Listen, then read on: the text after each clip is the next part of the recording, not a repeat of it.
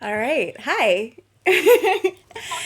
It's socially distant networking, and I'm Sadie, and this is Christy Smith from the Enrichment Project. And Hi. we are Thank you. live streaming on YouTube, and we'll be saving this too and sharing it on the website, and it'll be up on YouTube forever. And I am delighted to introduce people to the amazing, incredible Christy Smith. And Christy, why don't you introduce yourself? Sure. Thanks for having me. Thanks for doing this. I am a writer and a dancer and a singer who also happens to work in cybersecurity. The Enrichment Project is a project about creativity that I began about a decade ago with a group of other women, and so that's work has been really important to me, especially right now. Right on. So, what exactly is the Enrichment Project all about? How did you start doing it, and what were your goals? Well, it started because I was feeling really stuck in my creativity. I was working a corporate job and felt like my creativity was really assembly line. Like I was kind of just maybe borrowing or stealing from other people, and I could just make a choreography or a costume with a to do list, and that was kind of how I worked it. And I saw all of these performers at these events that I went to on the weekend. This is in the belly dance, the circus scenes, and I was floored by these people who felt like they had this daily connection to their muse. So I said, well, can I ask you some questions about your creative process over a year? Maybe give you a couple of challenges. I thought that was going to help keep me creatively accountable, and I'd figure everything out at the end of the year, choreograph something awesome, and move on. Right. And I had more questions at the end of the year than I had when I started. So it was really naive, of course, to think you're going to figure creativity out in a year. So these ladies have let me ask them questions. Over the last decade, our discussions have just pretty much continued to rage. And I started writing about what I was learning. And I don't know, about 250 pages in, realized I definitely had enough material for a book. The interesting thing about the project is what we wound up learning was not about the types of creativity that we put on the stage, although we also learned a lot about it. What became really important through the project were how we use creativity in our daily lives to create the kinds of radical rituals that um, help us survive in this world. And that could be with a spouse or a child or family, it could be at work, it could be folding the laundry. That was popping up quite a bit, was how can you be creative and fold the laundry at the same time? And, they're small things, but they make life more enjoyable. Huh. Okay. So, what? How do people ritualize folding the laundry? How? And like, I totally understand that it can be, and I struggle. Like, I'm totally cool doing the laundry. It's the folding and putting away that is actually a struggle for me because I have baggage associated with laundry. I swear. Um, but how is that ritualized, and how is it like legitimately ritualized? I guess is the question there. Other like how does it feel real as a ritual? Yeah, well, so for me, it's bringing like I use that word radical ritual to use a way that I'm approaching a task with a creative mindset, Mhm. and so it could be as simple as what you're listening to. I mean, you could be listening to a socially distant networking podcast and fold your laundry, and that would be another way of nourishing yourself as a part of this act. I try to fold laundry in different rooms. We'll get my cats involved sometimes. Actually, I most of the time I can't help. They're kittens, so Right. be involved if I want them or not. But you can also like I've done things where I have to make all of the outfits for the next week come out of the laundry, and that helps me find some really interesting color combinations. Um, Yeah. and think about that later on. Singing is a really great one. And we wound up spending a lot of time talking about music in the project. And at first I was framing it as like, this is a choice that you make as a dancer, the kind of music that you're going to dance to.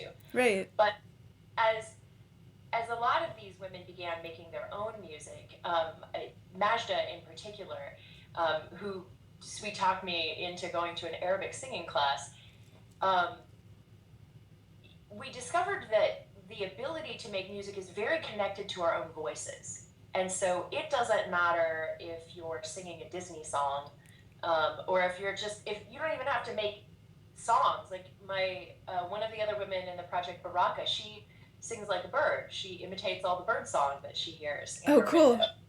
And just that process of warming up the vocal cords allows you to feel a little more comfortable asking for what you need in other situations, which that was an interesting thing that we discovered.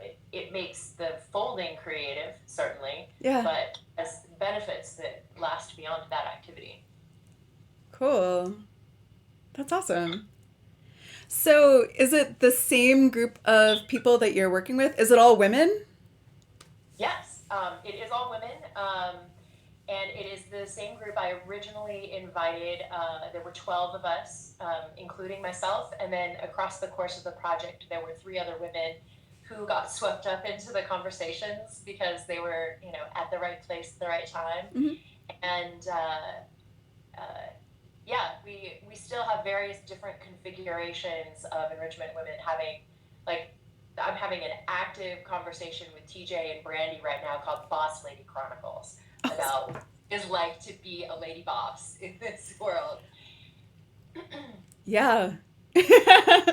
And being a lady boss in different contexts too is definitely a challenge. And one of the other people I want to have a conversation with is one of my former and still kind of lady bosses, and negotiating how it is to communicate in a, like, coming from that context too, and how the power dynamic as a woman feels different and things like that. I don't know. Are you seeing that? I absolutely. And last year, maybe the year before, I did a keynote speech at a Women in IT conference that was geared towards the topic of cybersecurity. And it was talking about how cybersecurity needs women in order, because when you're trying to solve a problem like hackers, people stealing information, you have to think really creatively. You can't have the same skill sets. You can't have the same socioeconomic backgrounds. You can't have the, same ethnic backgrounds, and you same walks of life, right? The more diverse group of people you have trying to solve the problem, the better you are at solving it. So as a part of that research, in IT, the statistics I pulled, it's 28% women. In cybersecurity, it's 11. Mm-hmm. And we just hired a new person at my company, and I met with her for the first time today, and she's like, it's really great to talk to another woman, because I've been surprised at how many men are here.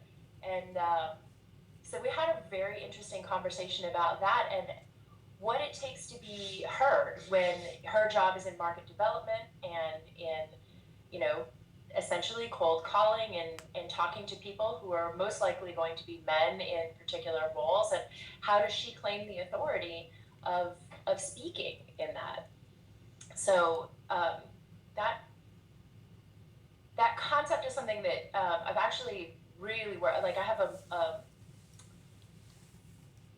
it's written out on my mirror in the top place where I reserve for, like, the mantra of the year. Like, this is the theme that I'm working on. And it's, I joyfully, wisely question and joyfully crown my full spectrum authority. Nice. And knowing when to question assumptions that I have long held to be true and be okay with the way in which that shakes my foundations, but also to crown wherever it is that I'm an authority. And it could be in cybersecurity, in the workforce. It could be in how I exercise authority over my own body. There are lots of ways in which we can claim our own authority. And so, like, the Boss Lady Chronicles are kind of are kind of coming out of that. Where are we finding ourselves exercising our authority, or wish that maybe we had? Right. Do you find that in your professional life that it's hard to be taken seriously as an authority, as a subject matter expert, as a woman? I've definitely found that, especially early on. I didn't. Those people who know me socially will know that there's like this whole other side of my persona that doesn't have anything to do with the outside of the work portion. Um, so I didn't like grow up saying I'm gonna study cryptography. Um, but so when I joined, I really did have a challenge with feeling like I could speak authoritatively about anything. And really, what it thrown into a lot of roles that were beyond what I could do at the time, and reading a lot of information and figuring out how to become an expert in these areas. Like, you keep saying this word, and I don't know what it means, so maybe I should figure that out. Right. Or you keep saying that we should do things a particular way, and something about that just doesn't seem right to me. So what are the words that I need to find in order to express how I feel differently about this? But I mean, other times it's taken me like point blank telling a coworker, hey, when we're in a meeting and you do this so that nobody else can see my face in the meeting, it's really kind of rude. Wow. Yeah. So sometimes you have to be a little blunt about how you exercise your authority in the silliest ways. Like, that's a great idea. Why don't you jot that down? Instead of expecting that I'm going to take the note, right? Yeah, that. So are you finding that the work that you're doing with the Enrichment Project is making you feel like you're more able to exert your authority in a professional environment?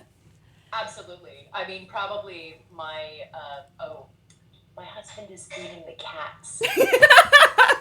FYI, there's going to be a lot of little tiny cries. I can stop that. All good.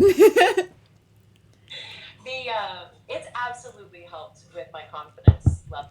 Um, in the course of the project, I wound up like identifying different areas. There were 7 different areas that I wound up identifying as where stories either collected, or they really opposed one another, or they were just really something that I realized early on I had to work on. And so they're desire, presence, balance, circle, compassion, spirit, and integration.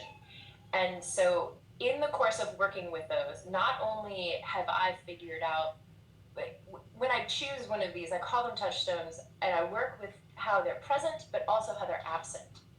And so they seem to be things that I need over and over again. And each of the women in the group, they wound up choosing different touchstones that they worked on, right? So it's really a practice that you can personalize for yourself. But I'll just choose presence for an example, because I wasn't feeling present. From a project manager perspective, I was in the past or I was in the future. I was never in the current moment. And so being aware of when I am not present, or what is not being present in my life, gives me the opportunity to bring it into my awareness, but also figure out how to become present in that moment. And so what I wound up doing was identifying with, when this element is absent from my life, how do I feel? And generally, I don't feel really good, and I'm probably not being my best self. Right. to myself, to my husband, to other people. So what do I need in order to bring this in? And I even drew pictures for myself of like, what do I need in these? It's like a comic book. And so I will like pull one up, and I'm like, wow, I'm really feeling prickly sheep right now. I'm angry. I'm pounding things. I like, nothing people say is going to strike me the right way. Like, why is none of this any good? I'm like, oh, what does she need? She needs to be present. All right, well, how does she become present? For me, I ground through the points of my senses and try to do everything that I can in each of those areas to make me aware of that. A number of other things too. But in the workplace, like I'll find myself not being present in a meeting, getting distracted by emails, not really listening to what other people have to say. And so if that is, I mean, we do it all the time when we talk. We're constantly forming what we're going to say next. Right. It's how conversation goes, and so that's how like the touchstone of presence for me is related to the touchstone of circle, and so then there are other practices that I can activate there. But it absolutely, when I'm present in a conversation into what concerns people have, I'm better able to speak up with an opinion or with questions to clarify the situation. Yeah, awesome. Yeah, being present is definitely a thing that I've been working on in the past couple years, because it's so easy, especially as we're in this world where there's more and more stimulus and it's harder to turn it off. And yeah, so, like technology has made it really difficult, and people like me, I'm super tied in and kind of dependent on being connected a lot. And with that, it makes I get a lot of guilt associated with kind of turning off that external stimulus to focus on the now. And so, yeah, I should check in with you later about some techniques. I would love to. I would love to. I'm kind of curious about it because I did a Kickstarter last year to raise money to have the book edited, which was cool and terrifying. Uh, and so I've had that done, and I've started sending out proposals to agents and publishers, and that's a really hard process. And a lot of what I've gotten back have been really great information. I love the content. It's not for us, like, it's not a good fit for us, right? Right. Rejection letters. So I've had a number of people in my life in like really different areas of my life say the stuff that you've been talking about is really valuable, and I could use that in my life. Like, how could you like do that in another format? Could you do key concepts in like a program? Could you do an audiobook or something along those lines? And so I'm actually really thinking about that right now. Creativity is exactly what we need to handle the kind of situation that we're in right now. Right. And anything we can use to bring radical rituals into our lives, I think is going to not only help our mental health, but the in general health situation that we have to deal with. Yeah. I have a contact in a small publishing mark that I should introduce you to. I don't know, I haven't thought about that before now. So I'll get with you in the future, like offline after we stop talking, and make an introduction. Hashtag lettergram. Yeah. So, I guess kind of drawing on that, how do you feel that rejection has impacted your creative process? And rejection, not necessarily related to the book, but in general in your life, like if there's a time other than this, or just with this project that, you've taken rejection and used it as a tool. I think it's absolutely been a tool. I mean, certainly in the concept of just the book letters themselves. Every letter that I get where somebody spends a few extra seconds to tell me what they like or they don't like gives me information about what resonates, right? Right. And when we communicate, that's all any of us are ever looking for. It's how do we resonate, you know? Yeah. And so that's even though yes, getting the rejection letter is painful. Okay, well, if you say you're not, this is something that isn't right for um, your agency or whatever. Well, what is it about that? Could I target a different agency? Were there words that I'm always learning, like what are the right words that people are looking for to unlock um, that resonance, right? I mean, gosh, I've had rejection in the dance world for sure. I had my very first dance teacher, like once told me, hey, I can't really teach classes to you anymore. And that was a real wake up call. It was super hard to deal with. And it taught both of us really important things because she was not in a place where just like the default attitude that I was bringing to the world at that point in my life.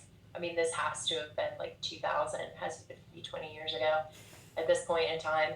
And that like the default way that I was showing up in the world was too much for her. And what I was needing out of a teacher was somebody who taught in a different way.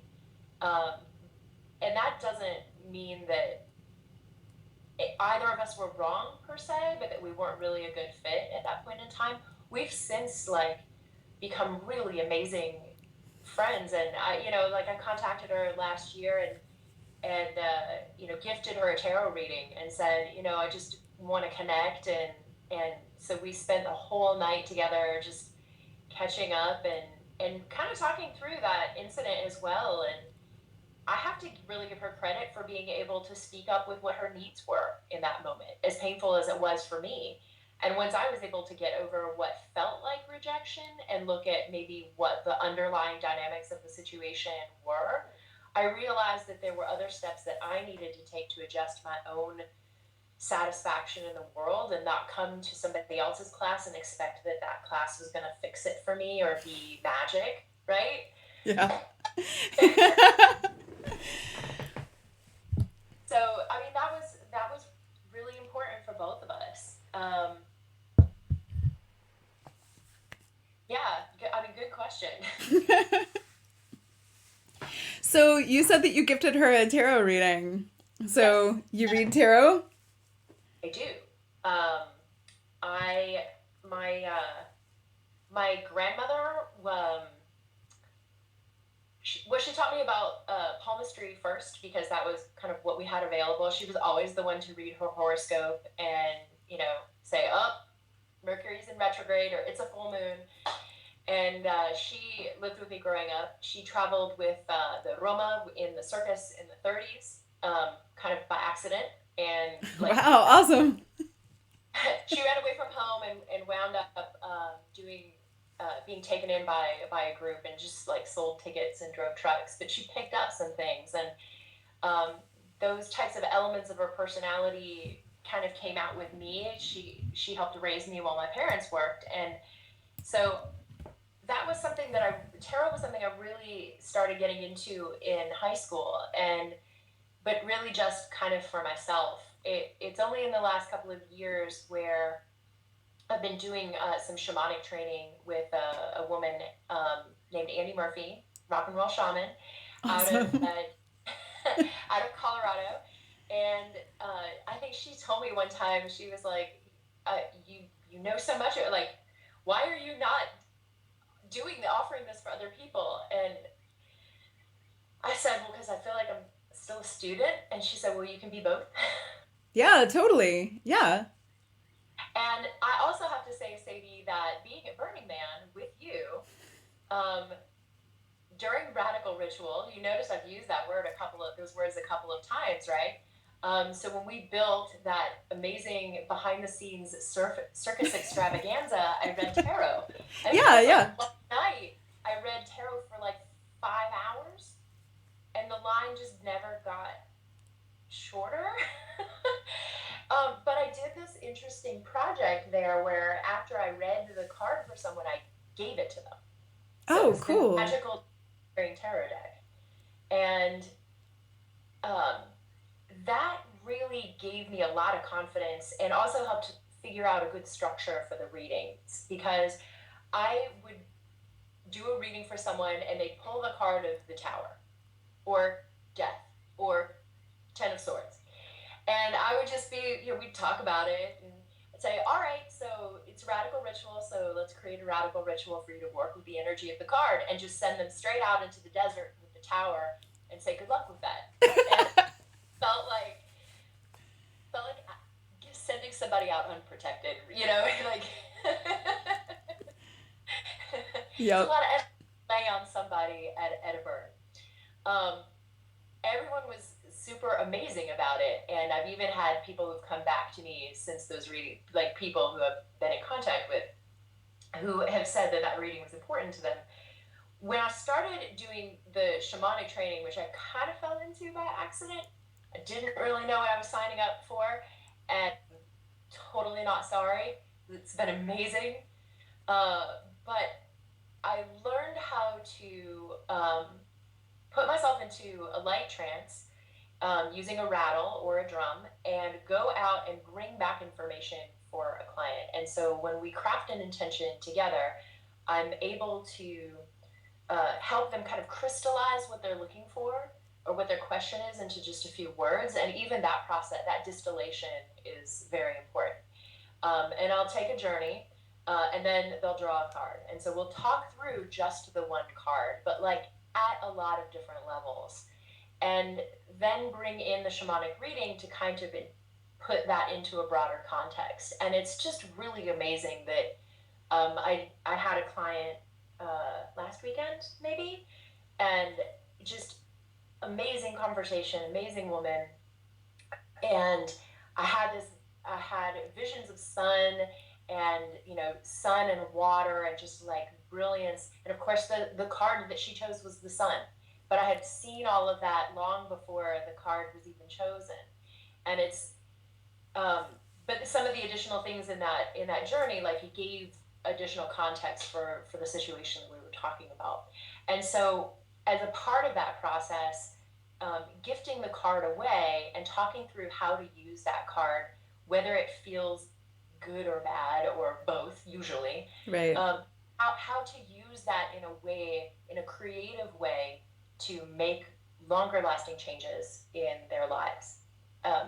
And that has just been, the sessions are as much a gift to me as they are to the clients, because every time it's like I will never look at the sun card again the same way, ever.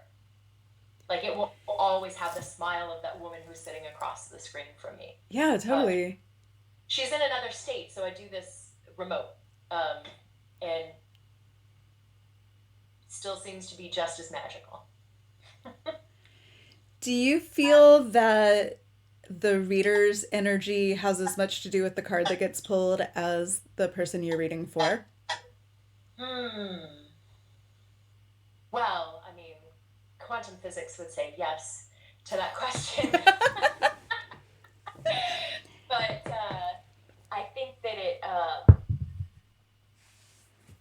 I think that there's a lot that the reader adds to the equation. Um, Absolutely, because the format that they use to read the card, the layout, every reader has a different approach and a different way of asking questions, and even just that process or the number of cards they use. Alyssa Pohl is an amazing woman out in California, and she and I exchanged readings when I went to visit her last year, and she just has someone pick a number, and then she thinks through what the question, like she'll put the card, it's almost like Karnak the magician. She's like, okay, this card has to do with, and she'll say a string of words, and they may make sense, they may not make sense, and then we look at the energy of the card in relation to that. So yes, to your question, the reader absolutely affects it, because we all bring our own magic to the process. Awesome. Cool. Thank you. Let's see. Let's change gears a smidge. So, what's the best piece of advice anyone's ever given you? Ooh, oh man, probably should have thought about this one. Well, all right. So the first thing that comes to mind, and it's because we were talking about presence earlier. Artemis Murat is an amazing dancer out of DC. She is a Turkish Romani expert, a just amazing woman. And I have always been the type of a dancer who would want to choreograph everything so much that, I know every single breath in the music. Right. And, improvising was really terrifying for me. So I decided, okay, well, I guess in order to be, because I had dancers who told me, like, they were way more present. So Nancy, your friend and mine, Yes. a beautiful aerialist, she will she'll choreograph basically moments of improvisation where she reacts to the audience or her own emotions in the middle of a piece, and that authenticity really comes across. So I had all these dancers who were telling me, I feel way more present when I'm improvising. And I was like, okay, I guess I have to do this. And so I'm about to go on, and I'm terrified. And Artemis grabs me by the shoulders, and she said, "The music is a magnificent horse. It will carry you." Yeah. Her eye conveyed this to me, you can ride the music, just let that fill you. And so when I was talking earlier about grounding presence in my senses, that music obviously is the auditory portion of that. Just one element of it. But that is I think that's become beautiful advice for more than just dance. Mm-hmm. Well, because life is improv. We're all feeling our way through. And there's things where we all know the choreography, we know what we're supposed to be doing, but most of the time we're kind of responding. Well, and I think, the other piece of advice, my dad emailed me a long time ago a story, and it's kind of a trope story about a child who asks his grandfather, or the grandfather says there are two wolves within us all. One is anger and hatred, and the other is kindness and generosity. And the child says, well, which wolf wins? And the grandfather says, the one you feed. Yeah. And I do have that printed out, and it's been taped in my bathroom mirror probably since he gave it to me. Yeah, that one's really true. Definitely.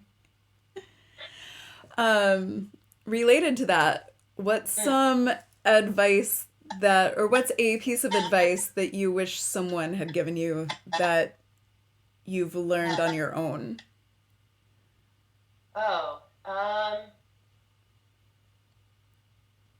Gosh, don't take myself so seriously. Yep. I really listened to that. Probably people did tell me that. I think that sense of play, and I think that sense of play goes along a lot with being able to improvise, being able to be free spirited with things.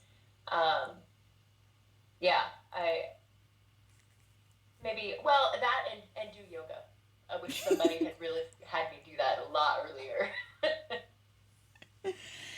Was your childhood one that would have put yoga in a positive context? Yeah, probably. Right on. Because I know a lot of people in our generation kind of had parents that were on kind of one side or the other of that world, and mine were very much not. They think that pretty much everything I do now is so weird, even though I feel like I'm super square. And I always want like, I always wish that my folks could meet some of the people that I know and be, well, I mean, they kind of did, but like, just, Morning. just to see that, things that weren't part of their experience in life aren't scary or juju or whatever. It's, they're tools that we all need to get in touch with what we need in our lives and what we need in the bigger sphere. And yeah. Well, I was lucky. Certainly I had my grandmother going for me in that department, but both of my parents were really open and encouraging about a lot of things. Both my sister and I danced quite a bit, and I kind of stopped dancing in high school. Oh, you were talking about rejection, and I was like, yeah, I've had a lot of rejection in dance. I really wanted to join the jazz dance company, and they told me that my splits and my high kicks were never going to be good enough. And so I was like, well, screw you guys. And they were like, well, you can take this dance class, but you can't do all the cool stuff. And I was like, nope, I'm out. And but then I was in a car wreck when I was 16, and I was in a wheelchair for a while, and I walked with a cane for a year and a half. Whoa. And yeah, so like being able to find yoga back then, even just like the Tadasana portion, would have been really valuable. Right.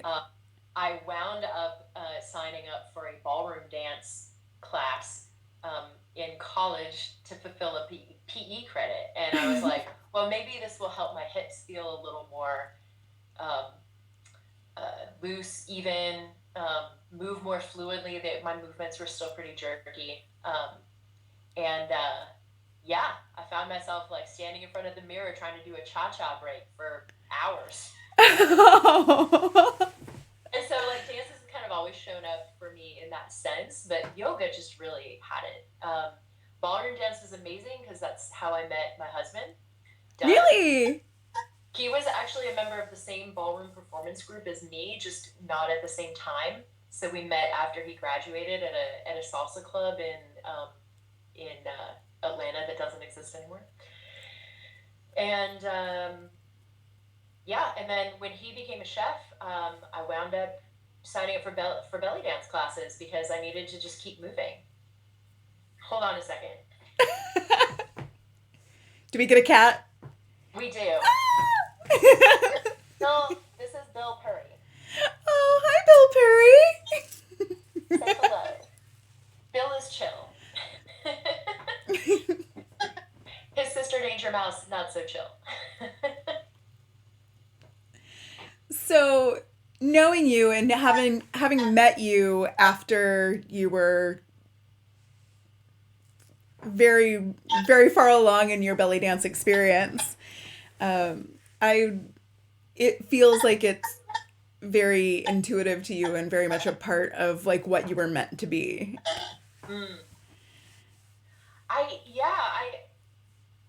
I'm still a little mystified by just how much that dance really swept me up. I think a lot of it had to do with my own authority. Don't get me wrong, I love partner dancing. I always will, but there's something about the self-authority of being able to dance on your own, where you're not having to wait for a lead or having to give a lead, right? So there's a different dynamic involved. The movements feel really good on my body. Mm-hmm. And it took a few years, but I was really surprised by how much love I found for the music and the culture. It went a lot further than just what people might think of when they hear the words belly dance, right? That the dichotomy, we talked about my work life earlier. For 12 years, I went intimate work to keep my dance and my work identity separate. Mm-hmm. And just because of the way people thought, like the images that they'd have in their heads when they thought about it. But yeah, and now there's like a different type of a stigma around Arabic dance and Arabic music. I think post 9/11, I'll say there was a significant change in that. Yeah. But yeah, I started singing in Arabic and started singing for dancers in other languages as well. And that just really broadened out my appreciation for the art form. Because it is a in many ways it's a conversation between between the dancer and the musician. Dancing to live music, being a part of a live band who's playing for a dancer, Yeah. especially if you're both like all of you are improvising. It's like anything can happen. It's Yep. amazing. That's my favorite world. I love where the whole environment is improv. That's totally my jam. And because where like you started off from a place where choreography is was comforting to you. Um, Choreography was always very stressful for me because my body starts to do things that aren't what it's supposed to be doing, and um, so like when I was a kid, I got asked to not come back to a dance class because I like ruined the recital. I was like 6, right? Did they come up to you and said, "Sadie, you ruined it"? So basically, I think they had a conversation with my parents. It's like, so yeah. But yeah, the collaborative art making of improving, when the musician and the dancer or whoever are, it's a conversation, and like I love that impromptu conversation that you're creating this one-time experience that can that people very much had to be there to experience. So yeah, and I think in the belly dance world it's kind of easier to have those experiences than in some other dance worlds, because it's a cultural, it's part of the belly dance culture to work Uh, with live musicians. yeah, So that makes sense. that's super cool. Mm. Let's see. Is what you're wearing, does it have pockets? Besides this one, actually, yes, I What's in do. your pocket? I got pockets down here. Do you have anything in your pocket? Yes, I had a piece of fluorite in there. Excellent. Why did you have fluorite in your pocket? Because it helps with clarity of communications and being focused. Awesome. Do you often carry around pieces of stone? Yes. you, you should see my bathroom. No, actually, like one of the other parts of the enrichment project for me, like besides folding laundry, which I also don't enjoy doing, is brushing my teeth, which I'm really terrible at. Remembering to floss. And so I wound up designating a stone, a very small one for each of the 7 touchstones, and they're on my bathroom counter. And I will pick each one up as I'm brushing my teeth. Like, how did I connect with my passion today? What were my desires? How was I present? Where did I find myself in balance or out of balance or just in my balance? And how did I connect with my circle? And what compassionate acts did I show for myself? Did I connect with anything divine? And did I have any of those lessons where light bulbs went off, where I integrated something important? And so I asked myself these questions, and that will help me move from the brushing to the actual flossing. Usually I can get through, like, and now I know exactly which number of stones I have to go through. um, but I sometimes otherwise would just prefer to lay down. So that's a radical ritual, right? Yeah. It makes no sense to anybody but me. But it's really transformative, and it helps me show up for myself and show up for others in this world in a better way. Awesome. But yes, I have rocks everywhere. Cool. So, you've mentioned your um, your rituals with brushing your teeth, your rituals with folding laundry, some of your other rituals. What are some of your daily rituals that are just part of your process now? Well, I have a new one and I'm really excited about it. And that is how I'm spending quarantine time is building a labyrinth in my front yard. And so part of my new practice is taking my cup of coffee out there and walking it, or going out there at sunset and walking it. Um, I sort of knew, but am still surprised at how much of a community builder it's become in my neighborhood. There's more foot traffic on my streets than I think I've ever seen in my life, and it's been really amazing to see neighbors and their kids walk through it. And like now that I'm working from home and have this view, like I finished a call today and I looked up and there's a mom and her kid like racing, the kids racing through it, and just taking their time out of their day to have a moment of zen. And I just it it's really been wonderful. So I mean that's kind of part of my new ritual. Anybody else in the Atlanta area, if you need to walk it, like we can wave from a distance. We don't have to actually touch or be in the same place, but getting outside is really important, especially right now. Yep. So as we're looking for ways to deal with mental health, um, yeah, use every tool you can come up with. Yep. I have plans to build a labyrinth in our lawn, and my daily outsidening is at least once a day I walk down to our pond and hang out.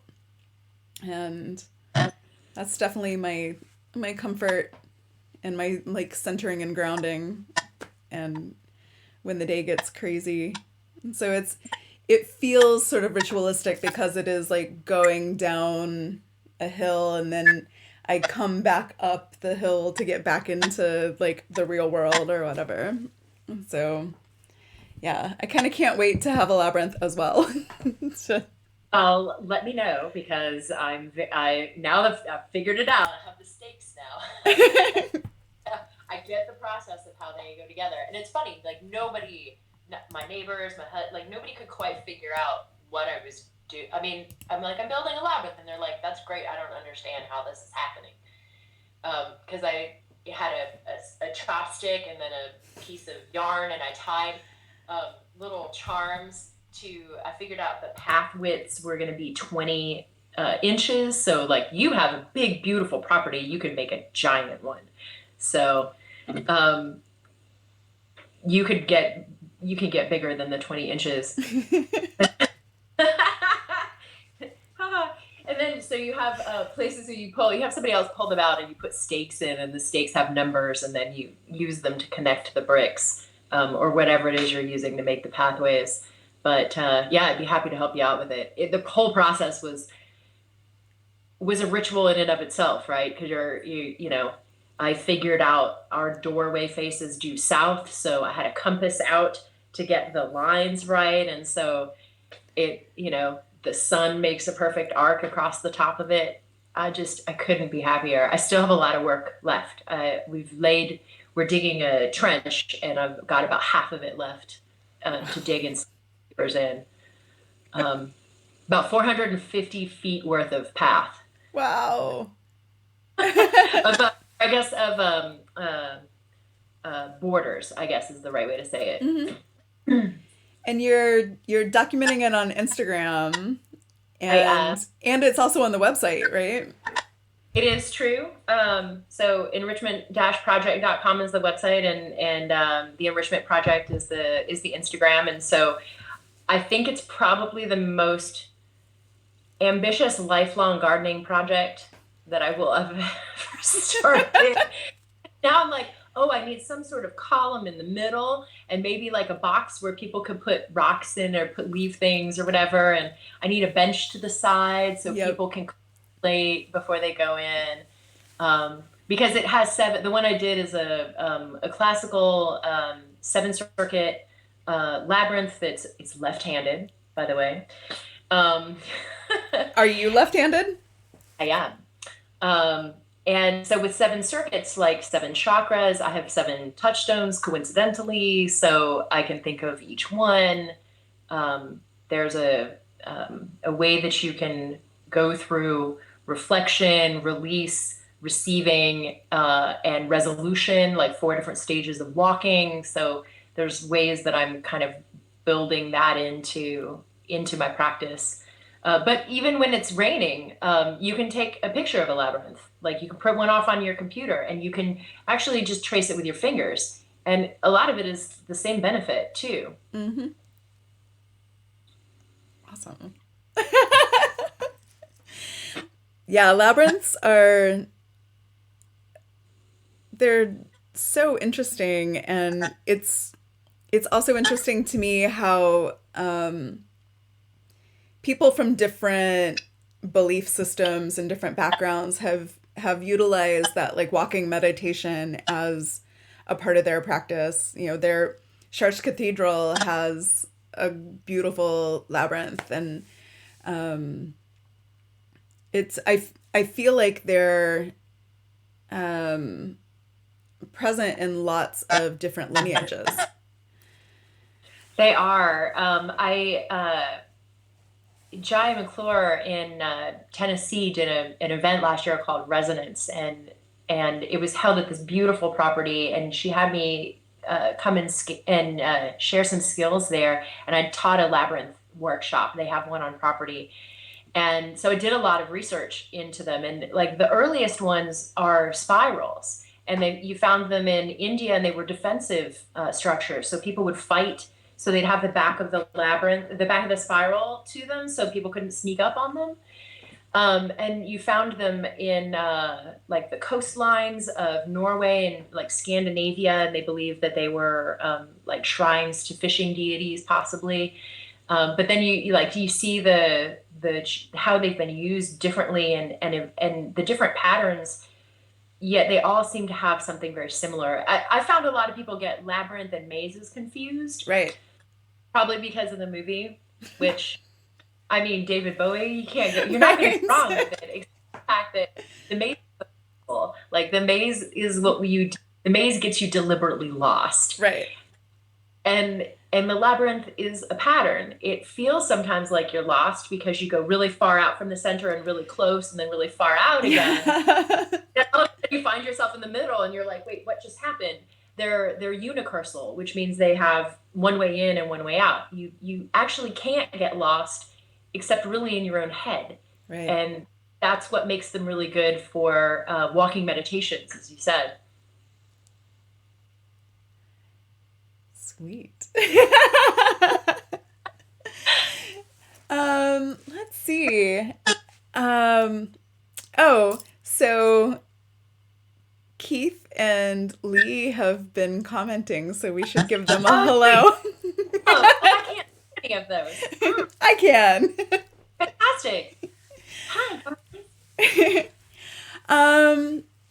Let's see.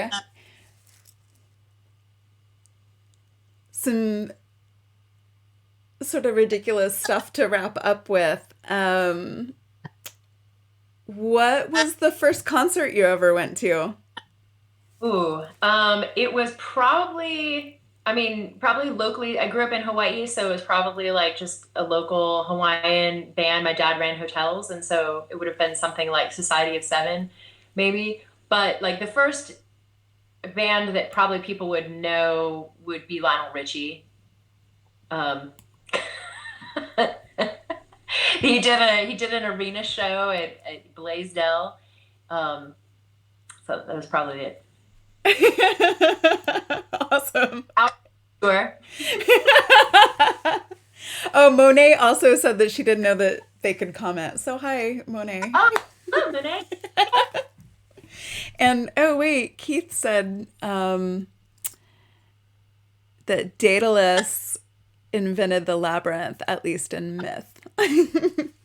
But yes, that's a really important piece there, and I love it because the Mythic Tarot is that's the tarot deck that I had when I was in high school, and the whole suit of the Pentacles tells the story of Daedalus, um, and yeah, he was tasked with finding a way to hide the Minotaur from the rest of the world, and so yeah, there's lots of amazing bits of mythology about how to get lost within. They call it a labyrinth, but it was really a maze because he was lost within it. Um, and yeah, the whole concept of using the string or the chalk mark to find your way back, and how do we find our way out of situations. I love the interplay between mazes and labyrinths. I often feel that I'm lost in a maze of my own words or my own thoughts. Um, and I'm always living for the moment when the maze becomes the labyrinth enough for me, when the puzzle becomes a pattern that what I'm doing just makes absolute sense, and there was no other way that I could have gotten here, and there's no other way to go but the direction that I'm going. And that's the beauty for me in those two constructs. Do you feel like where you are now is where you were expecting you would be? Oh, I mean, no, I thought I was going to grow up in Hawaii and become a high school English teacher and go out dawn patrolling and have a Volkswagen Bug with a surfboard rack. So, I mean, That sounds okay. it totally sounds okay. And I definitely have a friend, and he's like, "You could still do that," and I'm like, baby, I would like. I don't know that I could teach high school English anymore, but um, the surfboard rack, I'd drive a Beetle. Yes. Right on. Um, let's see. I should probably let you have your evening back. It's nearly 8. We've been talking for almost an hour, and I appreciate your time. And All of a sudden, I'm like, has it really been an hour? And yes. I feel amazing. Well, thank you for letting me get to know you a little bit better, and letting me let other people get to know you a little bit better, and hopefully to introduce you to some people and introduce the Enrichment Project to some people. And your social contact is already up here on the screen. So I'm going to invite people to get in touch with you if they're interested. And I'm going to ask you to stick around while I wrap everything up with the stream. Cheers, everyone. Thanks for joining us. Bye, y'all.